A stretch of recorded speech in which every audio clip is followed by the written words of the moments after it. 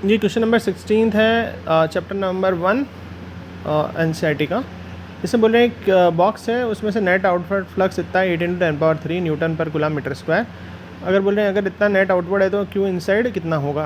और फिर बोल रहे हैं दूसरा क्वेश्चन है कि अगर फ्लक्स नेट जीरो हो, इसमें से फ्लक्स जीरो है तो इसका मतलब आप ये कह सकते हैं कि इसमें कोई चार्ज नहीं है। ऐसे दो क्वेश्चन है।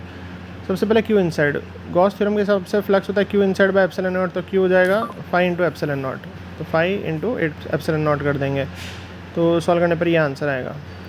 अब बोल रहे हैं कि क्या अंदर चार्ज नहीं होगा तभी फ्लक्स जीरो हो सकता है कि ऐसा बोल रहे हैं, तो हम ये नहीं कह सकते कि अंदर चार्ज है या नहीं होगा तब तो फ्लक्स जीरो है ही है। लेकिन अगर अंदर डाइपोल हुआ, जैसे मान लो कि एक +2 माइक्रोकूलम है और एक -2 माइक्रोकूलम, ये क्या हो गया डाइपोल।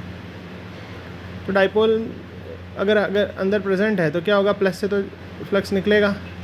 मान लो कि इलेक्ट्रिक फील्ड लाइन निकली और माइनस से वापस से अंदर आ जाएगी। ऐसा इलेक्ट्रिक फील्ड लाइन की डायरेक्शन क्या होती है, प्लस से निकलती है और माइनस की तरफ आ जाती है अंदर। तो जितना फ्लक्स निकला उतना वापस आ गया, तो इस बार भी नेट जीरो हो गया। या ऐसे भी कह सकते हैं क्यू इनसाइड कितना हो गया, +2 और -2 मिला के जीरो हो गया, है ना। नेट चार्ज ऐसा नहीं कहेंगे ये है ही नहीं कुछ, अंदर है एक +2 एक -2 है, अंदर है तो सही, लेकिन नेट चार्ज जीरो हो रहा है इसलिए फ्लक्स भी जीरो हो रहा है, ऐसा भी कह सकते हैं। तो कुल मिला के ये सेकंड क्वेश्चन ये था। वापस समझते हैं कि फ्लक्स नेट जीरो है अगर, तो could you conclude that there would be no charge inside the box. तो हम ये नहीं कह सकते कि चार्ज नहीं है, हो तो सकता है। कौन हो सकता है, एक डाइपोल हो सकता है, तब भी फ्लक्स जीरो होगा।